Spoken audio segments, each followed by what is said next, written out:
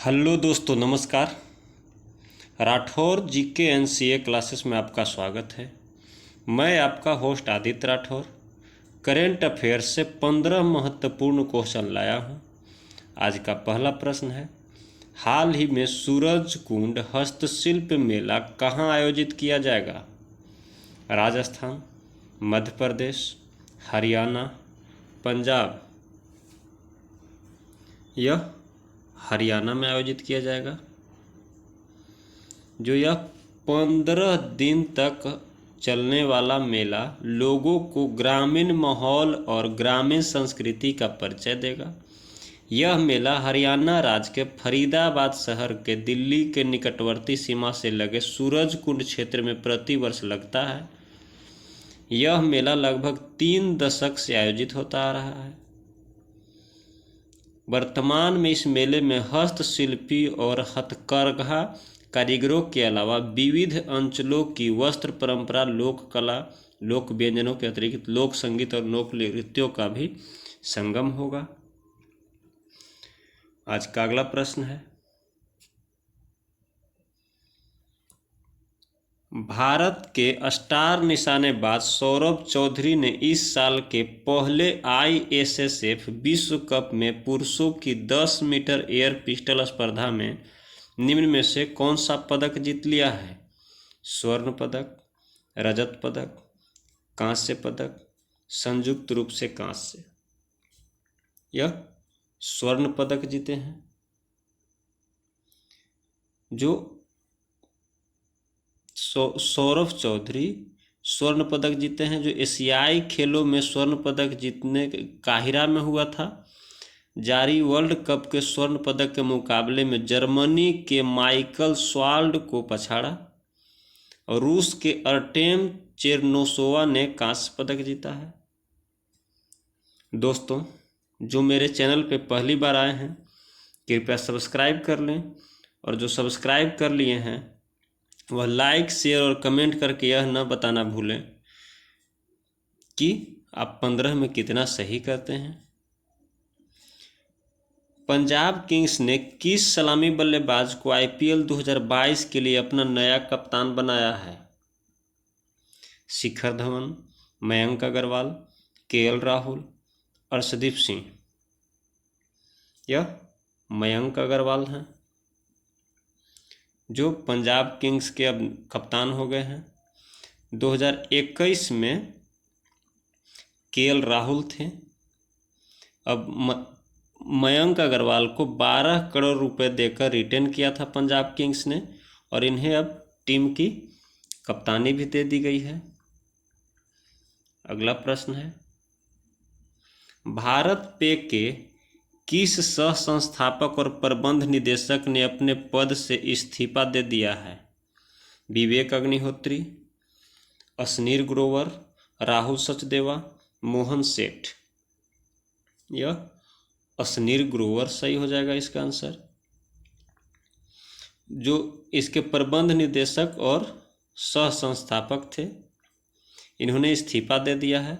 भारत पे ने आरोप लगाया कि सह संस्थापक अश्नीर ग्रोवर के परिवार और उनके संबंधियों ने कंपनी के कोष का बड़े पैमाने पर दुरुपयोग किया था। भारत पे ने कंपनी के कोष में बड़े पैमाने पर अनियमितता में ग्रोवर के परिवार और संबंधियों की लिप्तता भी पाई थी। इस वजह से इन्हें इस्तीफा देना पड़ा। आज का अगला प्रश्न है, यूरोपीय संघ ने हाल ही में किस देश को शामिल करने की मंजूरी प्रदान कर दी है? क्रीमिया, रूस, चीन, यूक्रेन। यह यूक्रेन हो जाएगा। जो यूक्रेन के राष्ट्रपति वोलोदिमीर जेलेंस्की ने हाल ही में यूक्रेन को यूरोपीय संघ में शामिल करने के लिए आवेदन किया था। इस आवेदन को यूरोपीय संसद ने मंजूरी दे दी है। बताया जा रहा है कि यूक्रेन को यूरोपीय संघ में शामिल करने के लिए यूरोपीय संसद में एक विशेष प्रवेश प्रक्रिया भी शुरू की गई है। दोस्तों, जब तक आपके जीवन में स्टूडेंट शब्द लगा है तब तक रिवीजन करना न छोड़ें। तभी आपको सफलता मिलेगी। आज का अगला प्रश्न है, हाल ही में भारतीय वायुसेना ने कहाँ वायु शक्ति अभ्यास शुरू करेगी? तमिलनाडु, लद्दाख, राजस्थान, गुजरात या राजस्थान में शुरू करेगी। जो 7 मार्च को राजस्थान के जैसलमेर में पोखरण रेंज में होने वाले अभ्यास वायु शक्ति का संचालन करेगी, जो 7 मार्च से स्टार्ट हो गया था। इस कार्यक्रम के मुख्य अतिथि प्रधानमंत्री नरेंद्र मोदी थे। इस अभ्यास में भारतीय वायुसेना के कुल 148 विमान भाग लिए थे। इस अभ्यास में पहली बार राफेल विमान ने हिस्सा लिया था। अभ्यास वायु शक्ति का आयोजन भारतीय वायुसेना द्वारा हर 3 साल में एक बार किया जाता है। जो आखिरी वायु शक्ति अभ्यास 2019 में हुआ था। आज का अगला प्रश्न है, हाल ही में किसने अनारक्षित प्लेटफॉर्म टिकट के लिए IRCTC के साथ साझेदारी की है? फोनपे, पेटीएम, गूगल पे, भारत पे? यह पेटीएम ने शुरू किया है।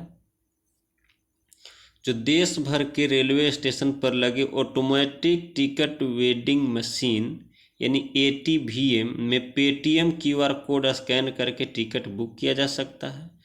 भारतीय रेल और पेटीएम की यह साझेदारी भारत सरकार के डिजिटल इंडिया मिशन को बढ़ावा देने के लिए किया गया है। आज का अगला प्रश्न है, हाल ही में किस राज्य सरकार ने पूरे राज्य को अशांत क्षेत्र घोषित कर दिया है?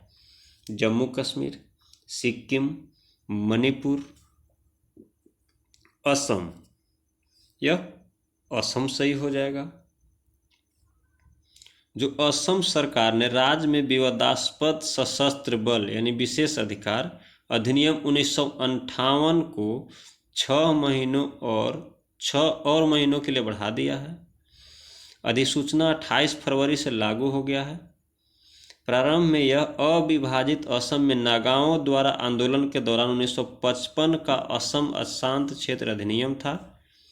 इस अधिनियम ने सेना को कुछ हद तक मुक्त कर दिया, जिसे सशस्त्र बल अधिनियम 1958 के समावेश के साथ निरस्त कर दिया गया। आज का अगला प्रश्न है, हाल ही में किस टीम ने प्रो कबड्डी लीग सीजन 8 को अपने नाम किया है? Dabang Delhi, Patna pirates, U Mumba, Bengaluru bulls? इसका दबंग दिल्ली सही हो जाएगा। जो सीजन 8 के फाइनल में पटना पायरेट्स को 36-37 से हराया। दबंग दिल्ली ने 3 बार के चैंपियन पटना पायरेट्स को हराया था। पवन सहरावत को 24 मैचों में उनके 304 रेड पॉइंट के लिए raider of the season award से सम्मानित किया गया। अब प्रो कबड्डी लीग सीजन 8 के विजेता को 3 करोड़ का नगद पुरस्कार मिलता है।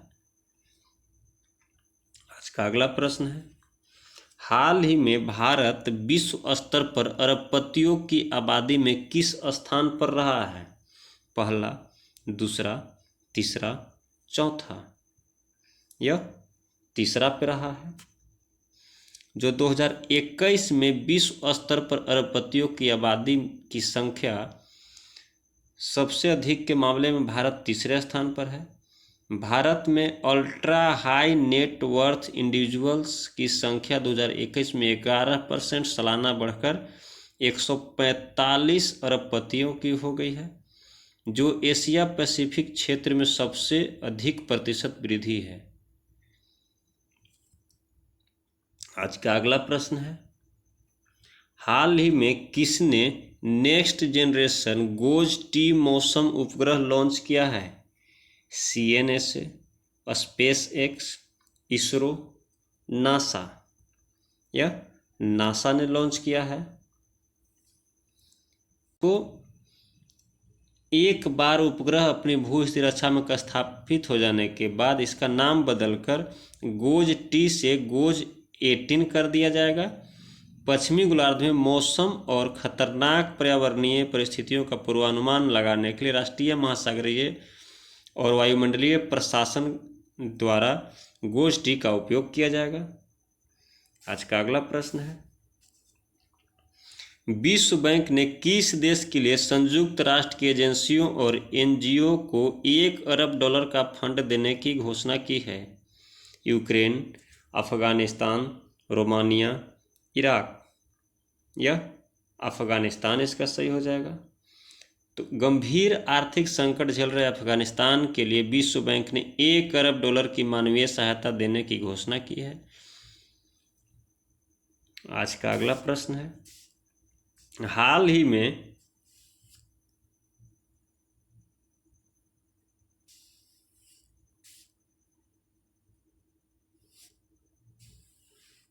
अमेरिका, यूरोपीय संघ और ब्रिटेन ने किस देश पर और आर्थिक प्रतिबंध लगा दिए हैं? चीन, अफगानिस्तान, यूक्रेन, रूस। यह रूस पे लगा दिए हैं, जो उसकी 63,000 करोड़ डॉलर की संपत्तियों को फ्रीज किया गया है।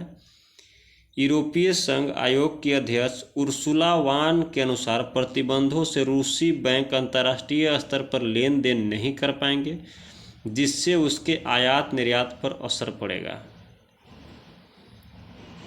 आज का अगला प्रश्न है, प्रोजेक्ट 15B के तहत भारत के 4 स्टेट्स गाइडेड मिसाइल डिस्ट्रॉयर में से पहले का नाम क्या है?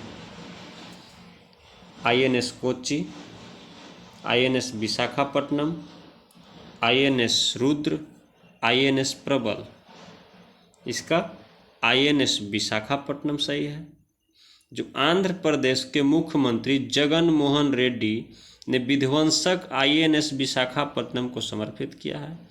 इसका नाम सिटी ऑफ डेस्टिनी के नाम पर रखा गया है। आज का अगला प्रश्न और आखिरी प्रश्न है, विश्व वन्य जीव दिवस हर साल निम्न में से किस दिन मनाया जाता है? 3 मार्च, 16 अप्रैल, 18 अप्रैल। इनमें से कोई नहीं। यह 3 मार्च को मनाया जाता है और 16 अप्रैल 1853 को पहली बार भारत में रेल चला था। और 18 अप्रैल को, जो आज 18 अप्रैल है, इसी दिन 18 अप्रैल 1902 को डेनमार्क में पहला बार फिंगरप्रिंट का उपयोग किया गया था, जो अपराधियों को पहचान करने के लिए इसका उपयोग पहली बार